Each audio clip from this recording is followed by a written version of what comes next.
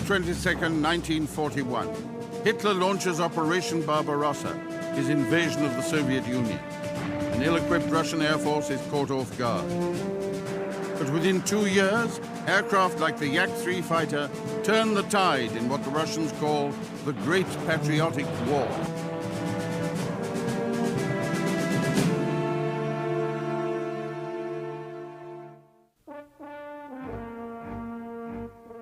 This is the Yakovlev YAK-9. It was the ultimate form of an aircraft that was designed in 1939 to satisfy an official requirement for a new generation of Russian single-seat combat aircraft. As the Great Patriotic War dragged on, these Yakovlev fighters evolved into an effective opponent for the Luftwaffe's legendary Messerschmitts and Focke-Wulfs. Alexander Yakovlev's original design was promising. It made its public debut in the 1940 May Day flypast, while Russia was still basking in the false security of Stalin's non-aggression pact with Hitler. But a year later, on the eve of Operation Barbarossa, Hitler's surprise attack on Russia, the Yak fighters were still not in full production. Most Russian fighter aircraft were outmoded designs, and Russia was about to be invaded again.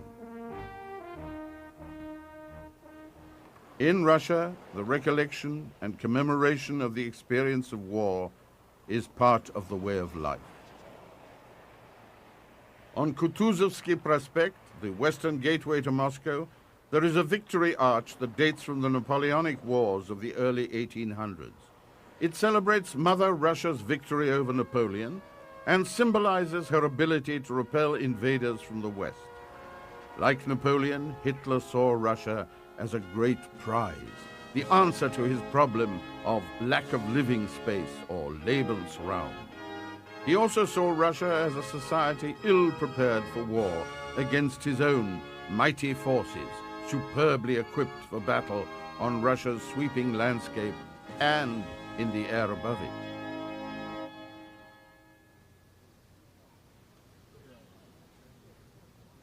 Hitler was right. Russia was ill-prepared. But he underestimated the spirit with which the Russian people would defend their vast motherland.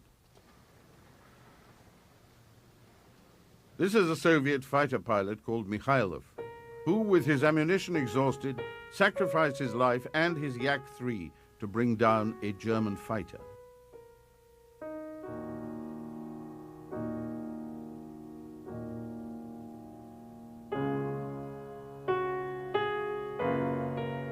"50 years on, stories of courage and sacrifice like his are still fresh in the minds of the Russians, and the uniquely Russian plains in which their parents and grandparents fought the air battles of the Great Patriotic War have themselves become legends. But in the early years, the Russian aircraft industry was slow to establish its own identity. Before the revolution of 1917, most of the scout or fighter aircraft of the Imperial Russian Air Force were Russian versions of French and British designs built under license. After the revolution, interest in aircraft waned as Lenin's Bolsheviks concentrated on establishing a new social order. But with the beginning of the Civil War, it became obvious that the Red Army needed air support, and on May Day 1918, aircraft were given a prominent place in the military parade. In December 1918, Nikolai Zhukovsky became the founding head of the Central Aero and Hydrodynamics Institute, known as TSAGI. Zhukovsky was the father figure of a group of young students of aeronautics, and TSAGI was to become the major center for Russian aviation research. It also developed some of the most talented designers and engineers in Russian aviation. The Red Air Force needed a workhorse, and for convenience, chose to copy the British de Havilland DH-9A. The Russian version was known as the R-1, R for Razvedchik, meaning reconnaissance.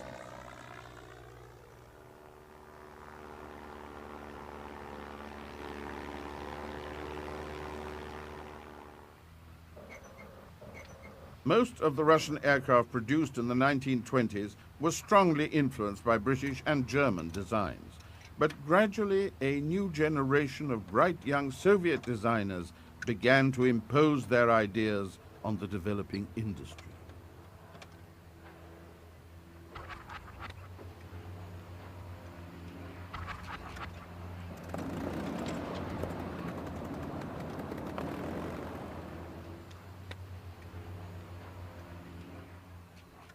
Nikolai Polikarpov's special area of interest was fighter aircraft, but one of his first major successes was a reconnaissance design to replace the R-1. It was a simple biplane called the R-5. It entered service in 1930, and when production ended in 1937, 6,000 had been built.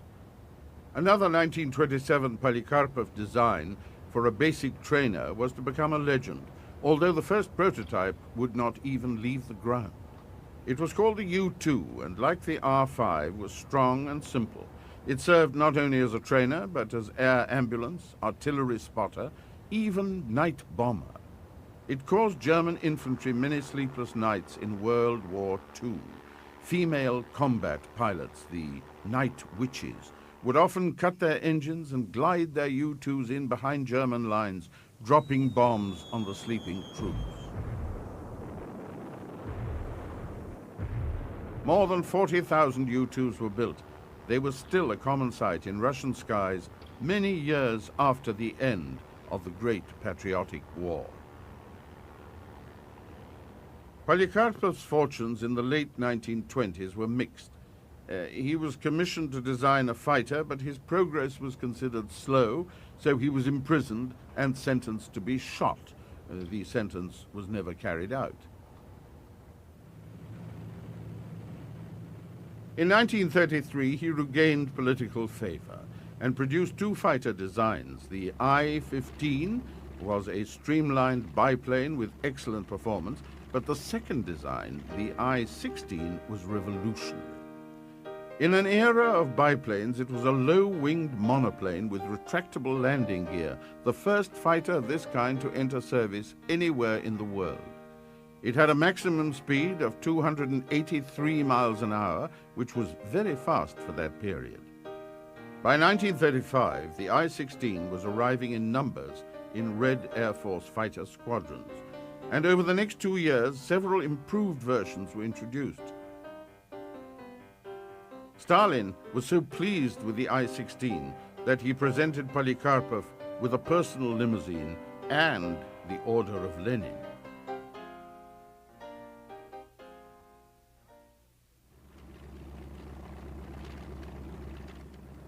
The I-16 was not easy to handle. Its takeoff and landing speeds were fast. It tended to spin viciously in tight turns. Red Air Force pilots said that if you could fly an I-16, you could fly anything.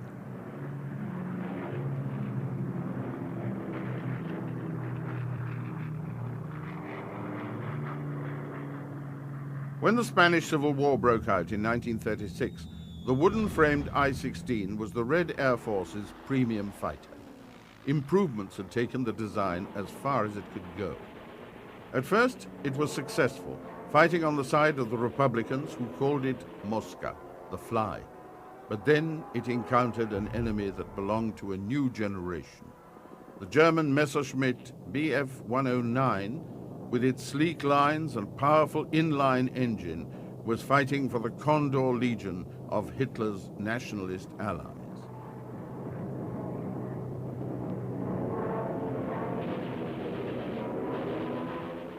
The result of the encounter was clear. The I-16, known to the fascist nationalists as the Rat, was all but finished.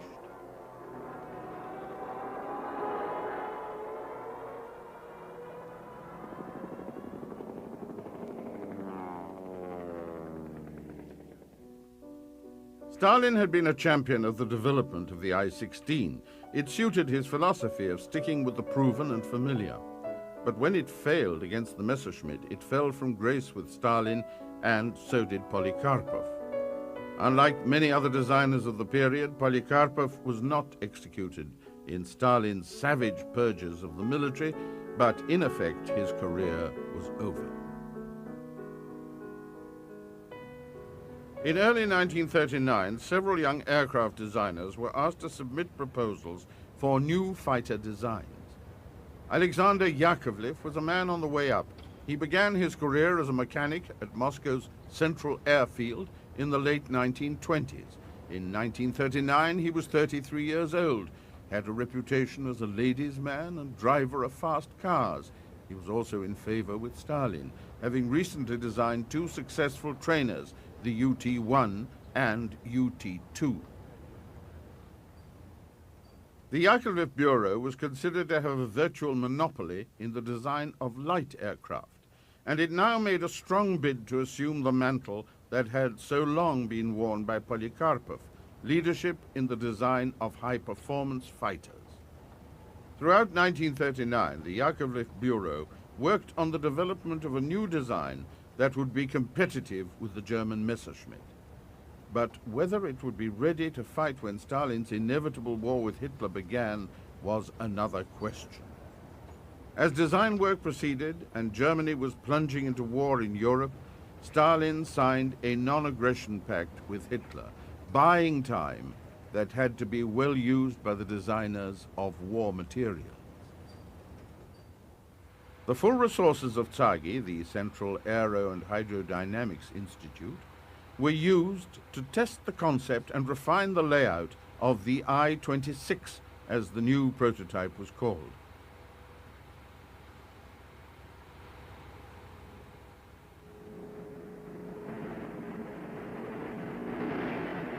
By late 1939, design and construction work was complete, and in January 1940, it flew for the first time. It went into limited production almost immediately, designated YAK-3. In the meantime, Soviet air power received another public defeat in the winter war against Finland in late 1939. Obsolete Russian heavy bombers failed to immobilize the Finns, and the Red Air Force lost almost 1,000 aircraft, compared with less than 100 lost by the Finns. The poor Russian showing was not unnoticed by Hitler. By late 1940, in spite of his non-aggression pact with Stalin, Hitler's generals were planning Operation Barbarossa, his invasion of the Soviet Union. German intelligence estimated that given Stalin's purges and Russian losses in Spain and Finland, it would take 4 years for the Red Air Force to rebuild to its 1937 strength. In Russia, the rebuilding was already beginning, and one of its major components was an abundant Russian resource, wood.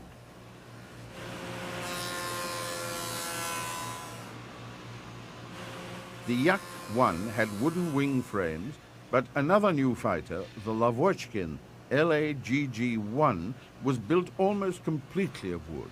Its skin was made of layers of wood laminated with fiberglass. It was very strong, but heavy and underpowered, and pilots called it Lakirovanny Garantированный Grob, or guaranteed varnished coffin.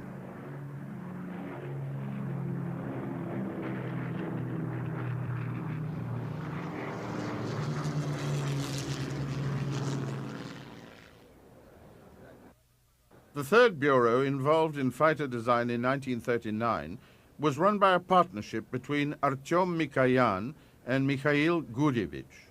Their MiG design bureau was to become a legend in Russian aviation. Their prototype fighter, the I-200, was designed and built in just 4 months. It entered production in 1940 and became known as the MiG-1.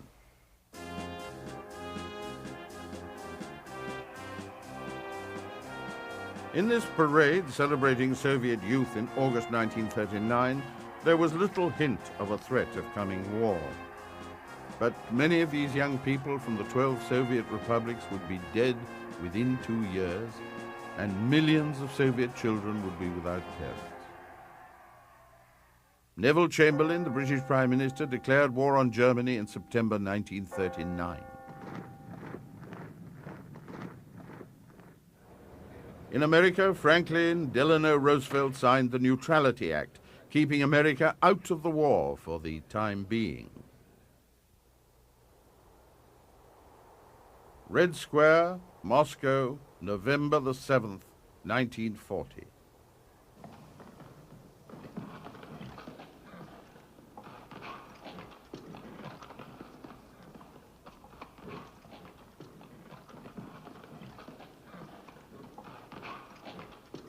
Elite Soviet troops are reviewed by their commander, Marshal Timoshenko, in a traditional military ceremony.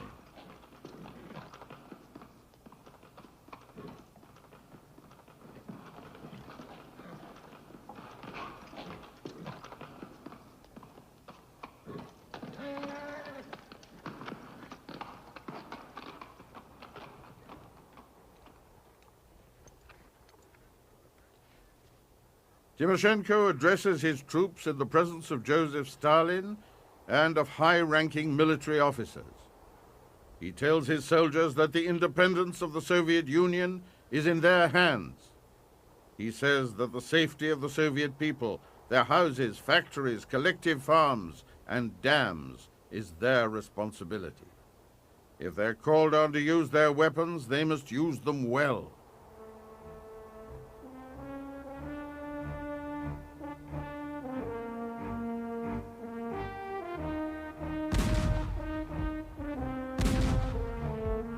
Within 5 weeks, Hitler will issue his Directive Number 21, Operation Barbarossa, his plan to invade the Soviet Union. As the spring of 1941 took over from the cold of the Russian winter, life for ordinary Soviet citizens went on much as it had for hundreds of years, ruled by the rhythm of seasonal changes, far from considerations of war and turmoil. As the weather warmed, there was no inkling of the fact that a few hundred miles to the west, Germany was beginning to make moves towards invasion. Since December 1940, the Luftwaffe had been flying over Soviet territory on daily reconnaissance missions, but when Stalin was told, he ordered the Red Air Force to ignore them. By the spring of 1941, the sound of German aircraft in the skies above Russian territory went almost unnoticed. The German forces distributed a Russian-language manual featuring phrases like "hands up" and "surrender." Stalin ordered it to be ignored.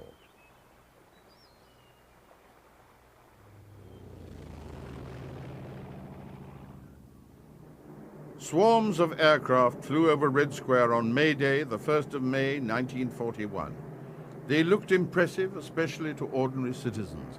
But Soviet military planners watching on that day knew well that most of the planes in the skies over the Kremlin were all but obsolete.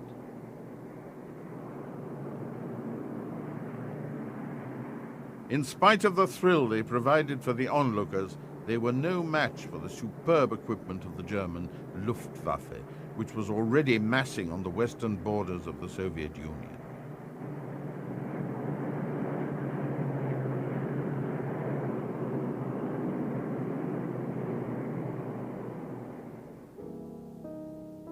Early in June 1941, Soviet authorities received reports from Switzerland and Japan that Hitler was planning to invade Russia on June the 22nd.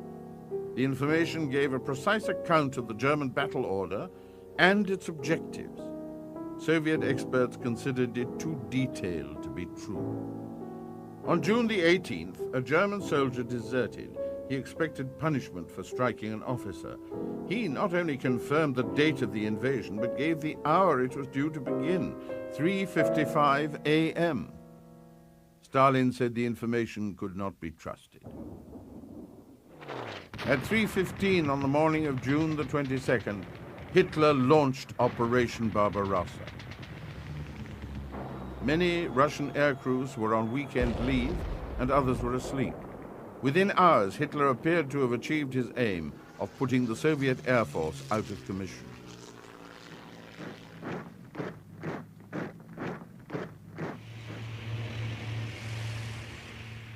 Russian forces were confused. There was no immediate counter-offensive. Not until 4 hours after the attack was launched did Stalin order the Red Air Force to retaliate and destroy the enemy with powerful blows. Hitler could not believe the extent of his success. Luftwaffe Chief Hermann Göring even ordered a recount of the Soviet planes destroyed. There were more than 2,500. In the first month of Operation Barbarossa, the Luftwaffe claimed to destroy 7,500 Soviet aircraft, while losing only 770 of its own. But statistics can mislead. The Red Air Force had indeed lost almost 70% of its numbers, but the Luftwaffe's apparently smaller losses wiped out a devastating 60% of the planes available on the Eastern Front.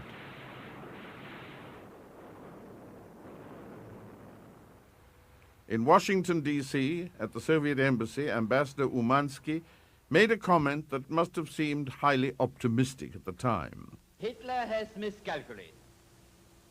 Ours is a nation of a moral and political unity and strength unknown in the past. It is firmly organized, devoted to its leaders, and has utmost confidence in its armed forces, which are ready for any test.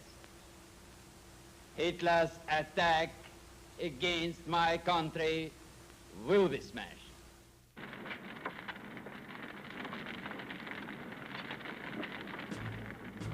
The German forces advanced into Russia.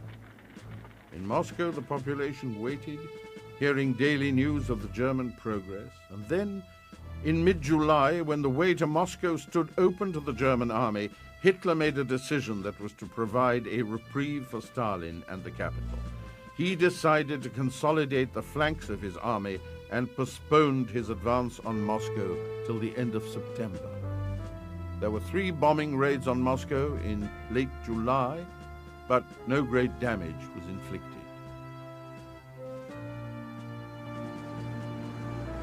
As Moscow prepared for attack, the Russian summer wore on into autumn and the weather cooled. Every passing day turned the situation a little more in favor of the Soviet capital. Reinforcements arrived in Moscow from Siberia and the Far East. In Russia, there is a period of heavy rain called Rasputitsa, the season of bad roads. And as the Muscovites filled their sandbags and dug their defenses, it approached, apparently unconsidered by the German commanders.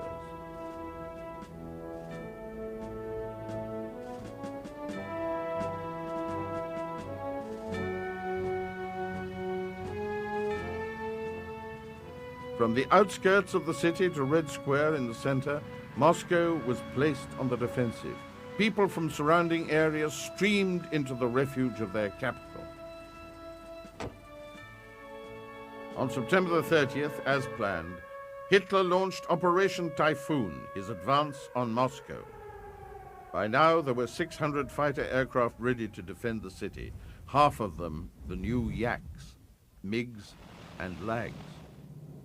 On October the 7th, the Rasputitsa struck.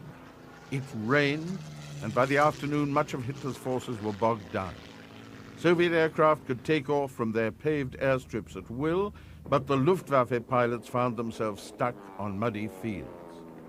The pilots defending the Moscow area were among the best in the Soviet Air Force. Some were test pilots from the design bureaus drafted into service.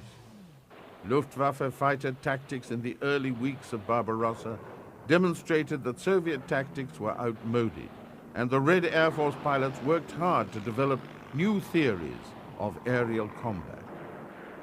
What the Soviet pilots lacked in skill and tactical knowledge was to some extent compensated for by their fighting spirit and patriotic zeal. After the battle for Moscow, Guards Air regiments would be created, in which pilots took an oath, saying, "I swear to you, my country, and to you, my native Moscow, that I will fight relentlessly and destroy the fascists." With Moscow under threat of invasion, children were moved out, and so were armament and aircraft factories. Factories were dismantled, transported behind the distant Ural Mountains, and rebuilt so that production of war materials could be resumed in safety. It was a project of immense size and hardship, most of it taking place in late autumn and winter. Alexander Yakovlev left Moscow for Novosibirsk in style. He drove a Pontiac, which he had to abandon for a train, and then a plane. When he reached the site of his new factory, he found problems with missing parts, and unfinished aircraft were buried under feet of snow. But with drive and improvisation, work continued, and 3 weeks after Yakovlev arrived, the first operational Yak-1 was rolled out. Those who arrived at the new factories had to cope with shortages of food, tools, and materials. But somehow, a year after the massive move, the factories behind the Ural Mountains were producing new military aircraft at the rate of 2,000 a month. Evolution of the fighters was rapid. Weight and drag were reduced in the Yak-1M. The YAK-3 was another step forward in performance. When the YAK-3 entered service in July 1943, it was superior to both the Focke-Wulf FW-190 and the Messerschmitt Bf-109G at altitudes below 16,000 feet.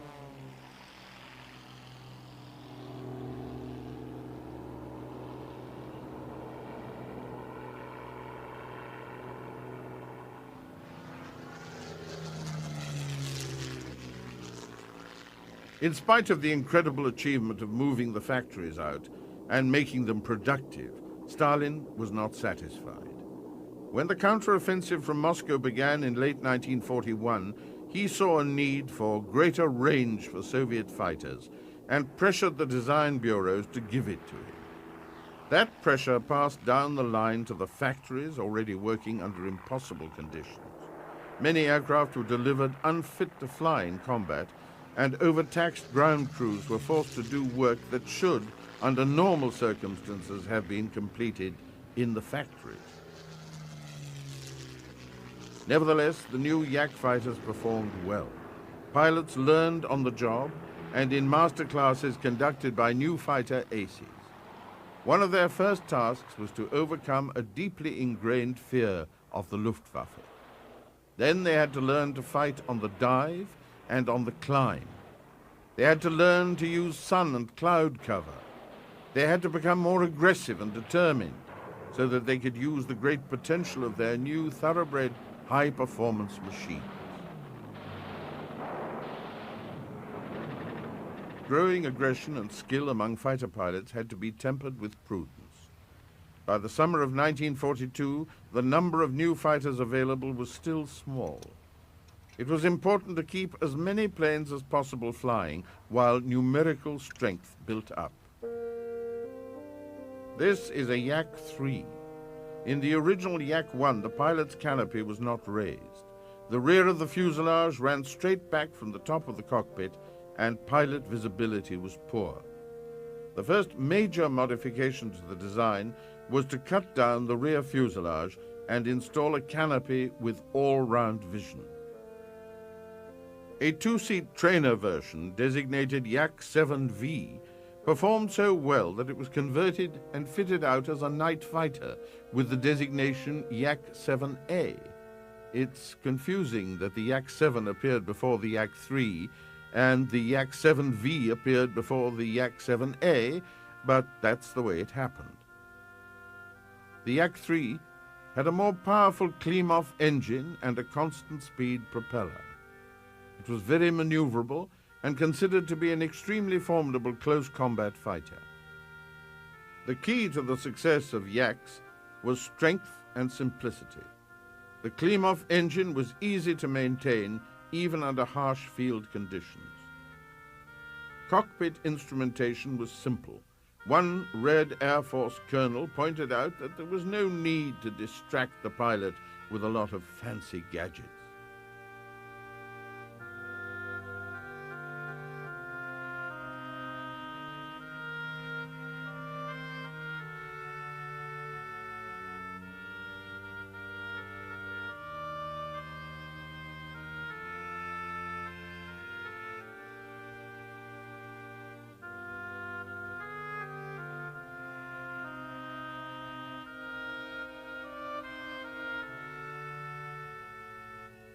From 1941 to 1945, more than 37,000 aircraft belonging to this family of fighters were produced. It was the most successful all-round Russian fighter of the Great Patriotic War.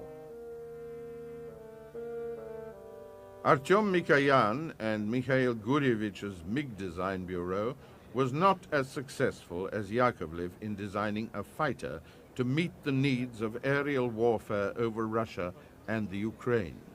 The MiG-1 and MiG-3 were designed to perform well at high altitudes. They did, but unfortunately the realities of the Great Patriotic War called for lower altitude performance, and here the MiGs with their light airframe and large engine experienced handling difficulties. Also, they used the same engine as the Ilyushin Shturmovik, which was considered more important for the war effort and given priority. In the battle for Moscow, MiG-1s were available in greater numbers than the other new fighters, and they performed with distinction alongside the few Yaks and Lags available at the time. Later, they served with tactical reconnaissance squadrons, making better use of their speed and high-altitude capability. But one of Russia's greatest fighter pilots, Alexander Patriotic, loved the MiG-3. He used its high-altitude capability to develop a new approach to fighter tactics, closing the gap between the skills of Soviet pilots and those of the Luftwaffe.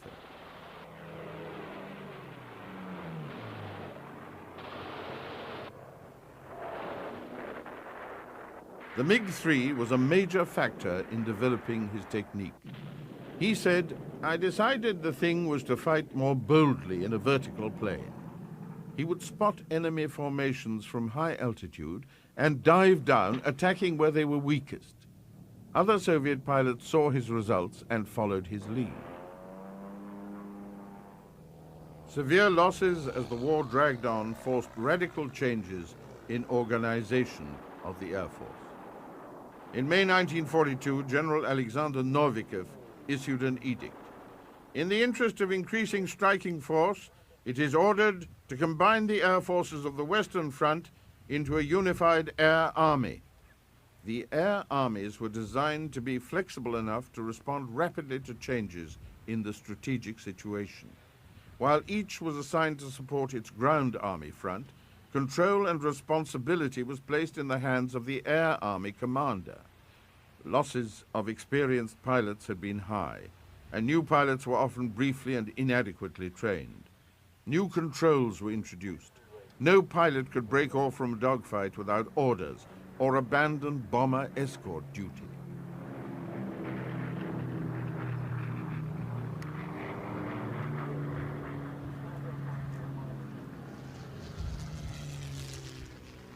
Forward observation stations were established on the ground just behind the front lines to provide radio guidance to fighter aircraft. Often, especially in cloudy conditions, these stations could track an enemy aircraft as it took refuge in cloud cover and relay an account of its movements to the pursuing Soviet pilot.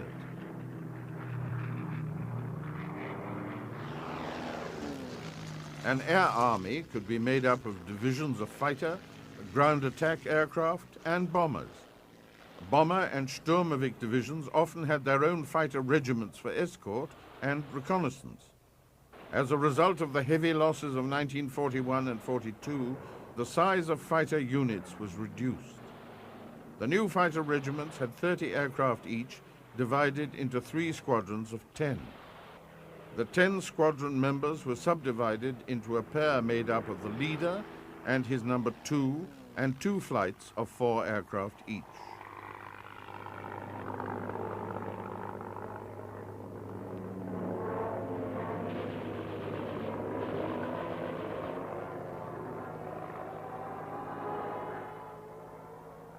Regimental commanders and squadron leaders flew with their units and were expected to observe and monitor their new pilots. Even in 1943, confidence was a problem for the inexperienced Russians. The reputation of the Luftwaffe was daunting for young men just out of a training program that was often inadequate. Their tendency to scatter under pressure made them easy targets for the experienced Germans, And in spite of reorganization and education, it remained a problem throughout the war.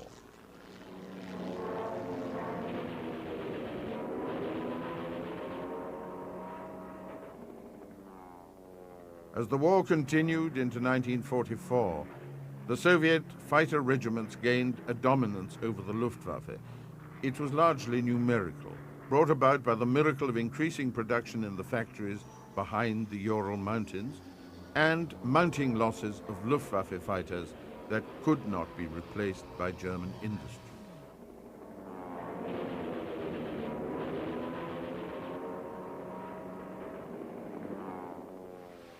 In 1942, a new Russian fighter emerged to challenge the eminence of the Yaks. It was the Lavochkin LA-5, a direct descendant of the YAK-3, the guaranteed varnished coffin. The LA-5 was no guaranteed coffin. It was still largely wooden, but a new radial engine and some design modifications transformed it into an aircraft able to outperform new Messerschmitt and Focke-Wulf fighters at altitudes below 12,000 feet.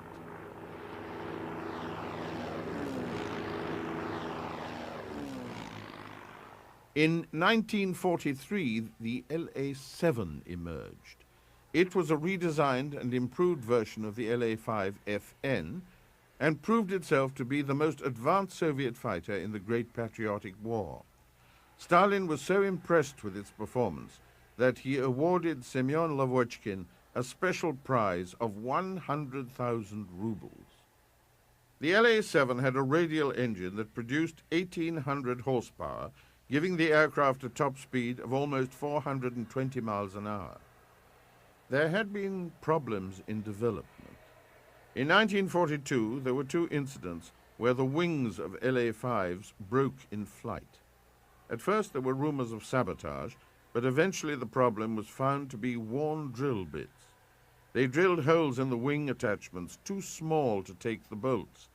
Assembly workers were using hefty hammer blows to force them in, and the structure was weakened and it failed under stress.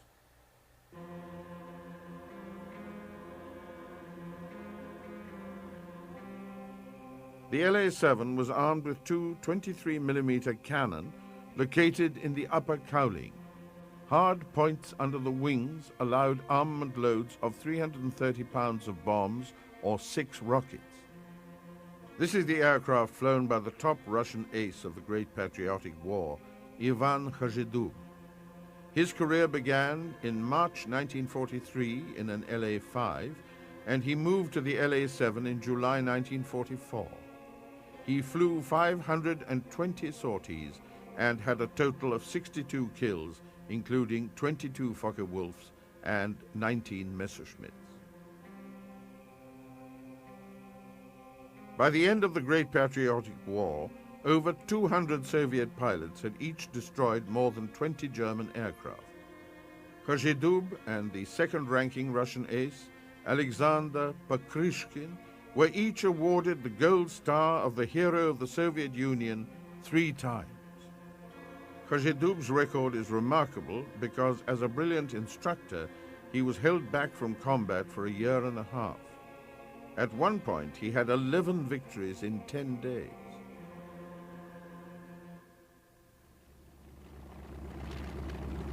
More than 10,000 Lavochkin LA-5 FNs emerged from fighter plant number 21 at Gorky, east of Moscow.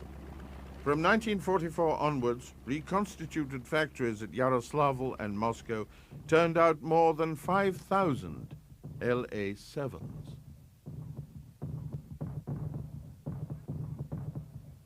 The immense quantities of munitions to arm and support them poured from factories scattered out of reach of German bombers.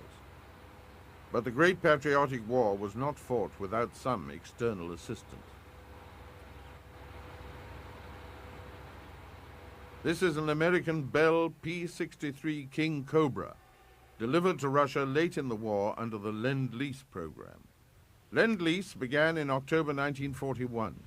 The principal fighter aircraft supplied to the Russians was the Bell P-39 Aero Cobra. 4,700 were delivered to the Soviet Union via Alaska and Siberia in the course of the war. The Airacobra was not popular with American pilots because of its poor high-altitude performance, but the Soviet pilots found that it performed well as a low-altitude fighter. Its 37mm cannon made it an effective ground attack aircraft, and it had excellent radio communication. Russian authorities have tended to downplay the effect of Lend-Lease as a factor in Soviet victory, but among fighter aircraft, and especially early in the war, it was important.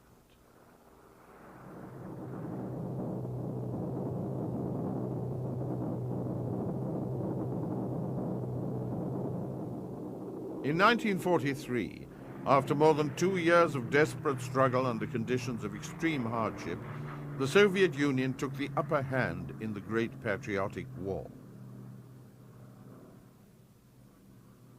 The influence of fighter aircraft in the eventual Soviet victory has to be seen in the context of the overall military effort. Fighters supported bombers and Sturmovik raids in the air and infantry and artillery efforts on the ground. They took part in dogfights, and they helped enforce blockades of areas under German control.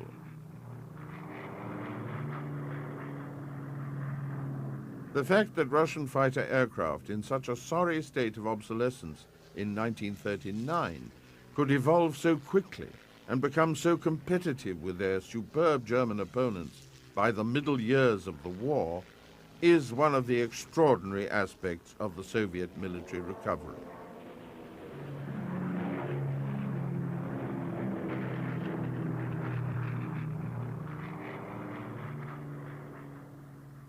This is the Yakovlev Yak-9, the final point of evolution of the Yak fighters during the Great Patriotic War. It was a development of the Yak-7 and responded to Stalin's demands to his fighter designers for longer range. To achieve this, Yakovlev sacrificed the wooden construction of the wings. Instead of wood, the wing spars were made of lightweight metal, and this allowed larger fuel cells to be installed within the wing structure. Cannon fired through the propeller shaft, and the aircraft also carried either 1 or 2 machine guns. The Yak-9 was ready in time to take part in the Battle of Stalingrad, where, fighting alongside the new Lavochkin La-5, it became a major new factor in the aerial war. All Russian fighter aircraft used wood in some part of their construction until 1944, when the Yak-9U with an all-metal airframe was introduced. It was to remain the only Soviet fighter aircraft of the war with no wooden components.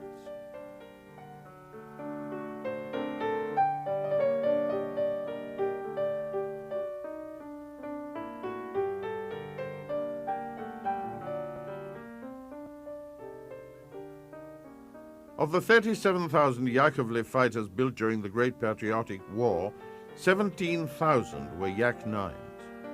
There were many variants, including fighter bomber, long-range fighter, night interceptor, reconnaissance, and trainer versions. Each one maintained the simplicity and robust strength that had made the Yak-1 a success from the time it first flew.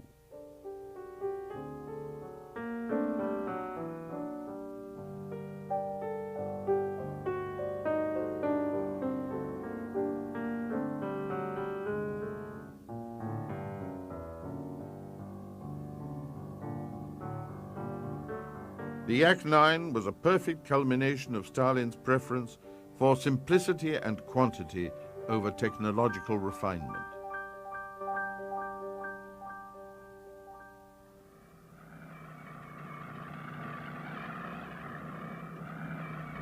The Yak-9 was not necessarily the fastest of the Yaks.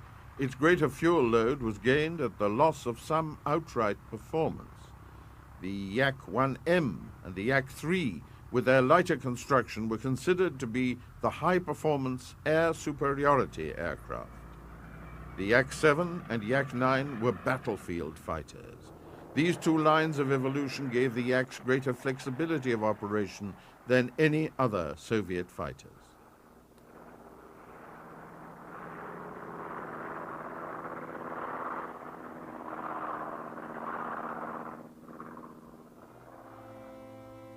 Alexander Yakovlev was honored by Stalin at the end of the war for his contribution to the war effort. So were the other major design bureau heads, not all of whom admired Yakovlev. Some felt that he used his position as deputy head of the aircraft industry and access to Stalin's ear to promote his own interests. It seems likely that he had a hand in ensuring the end of Nikolai Polikarpov's career and the close of his design bureau after his death. But at least he had the skill to survive in the atmosphere of paranoia and terror cultivated by Stalin, and under adverse conditions produce one of the most effective fighter aircraft of World War II.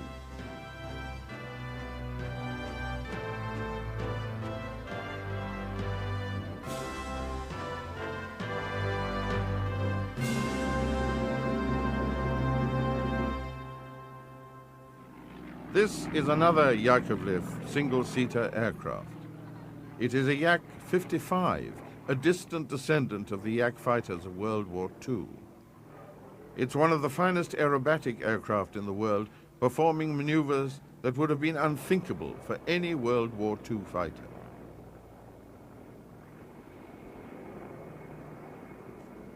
Дорогие друзья, в настоящее время вы видите над аэродромом выполняет фигурирующий пилотаж самолет Як-3.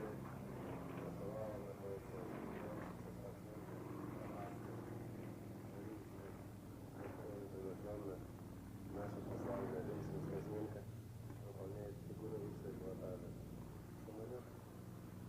Russian pilots have a passion for aerobatics, developing and building on the skills established by their parents and grandparents in the fighter aircraft of the Great Patriotic War.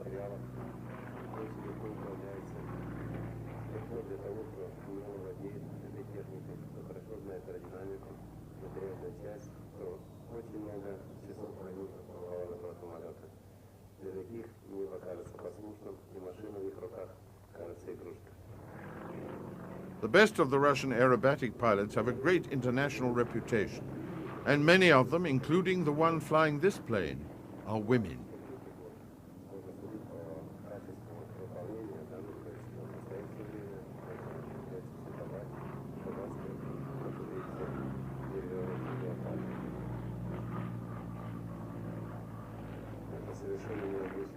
The name of Yakovlev is no longer prominent as a designer of air superiority fighters, but the little Yak-55 recalls days of glory when Yak-1s, 7s, and 9s flew to victory in the Great Patriotic War.